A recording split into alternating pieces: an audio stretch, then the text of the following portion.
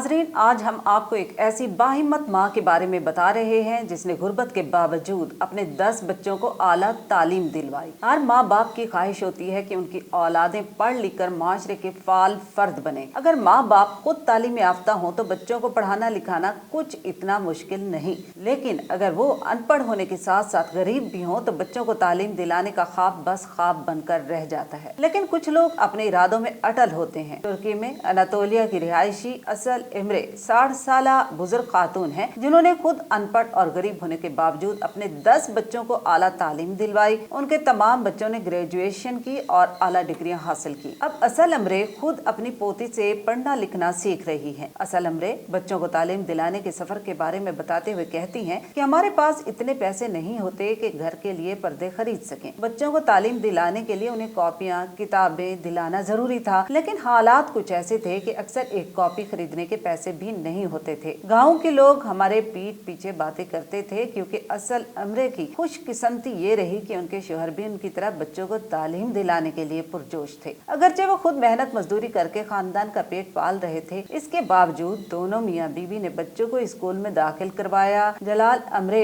खसूसन अपनी बेटियों की कामयाबी पर बहुत खुश होते हैं और कहते हैं कि गाँव के लोग हमारे पीठ पीछे बातें करते थे क्योंकि हमने अपनी बेटियों को भी स्कूल में दाखिल करवाया था, लेकिन हमने उनकी बात पर ध्यान नहीं दिया। मेरी 5 बेटियों ने ग्रेजुएशन किया, जिनमें से 4 टीचर और 1 नर्स है। यूनिफॉर्म की शर्ट ना होने की वजह से असल अमरे अपने बेटे के बचपन का वाकया बयान करते हुए कहती हैं कि एक दिन मेरे बेटे ने कहा कि मेरे उस्ताद से कहें मैं बीमार हूँ क्योंकि मेरे स्कूल की शर्ट खराब हो गई है। मुझे वहाँ बहुत शर्मिंदगी होती है। असल अमरे आंख में आंसू साफ करते हुए मजीद कहती हैं कि जिंदगी में कुछ चीजें आप कभी नहीं भुला सकते। असल अमरे के वही साहबजादे अब एक अस्पताल में डॉक्टर हैं और अपनी वालदा की मेहनत और काविशों का शुक्रिया अदा करने के लिए उन्होंने एक खूबसूरत घर बना कर दिया है जिसमें उनका पूरा खानदान रहता है। उनकी नन्ही पोती जैनब कहती हैं कि मेरी दादी ने मुझसे कहा कि मैं लिखना पढ़ना चाहती हूँ, जिस पर मैंने उनसे कहा कि दादी आप खुद से लिख पढ़ सकती हैं, इसलिए मैंने उनको पढ़ाना शुरू कर दिया। असल अमरे कहती हैं कि मैं लोगों से बस के नंबर पूछ पूछ के तंग आ चुकी हूँ क्योंकि मैं खुद नहीं पढ़ सकती। बेशक इल्म हासिल करने के लिए उम्र की कोई कैद नहीं। असल अमरे और उनके शोहर जैसे बाहिम्मत लोग ही जमाने के लिए मिसाल हैं। इसलिए कहा जाता है कि इल्म सबसे बड़ी दौलत है। वालिदैन कुर्बानियां देकर अपनी ख्वाहिशात का गला घोंट कर बच्चों को आला तालीम दिलाते हैं ताकि उनका मुस्तकबिल संवर जाए। लेकिन आज के बेहिस माशरे में भी ये देखा गया है कि आला तालीम हासिल करके बहुत से लोग दौलत के नशे में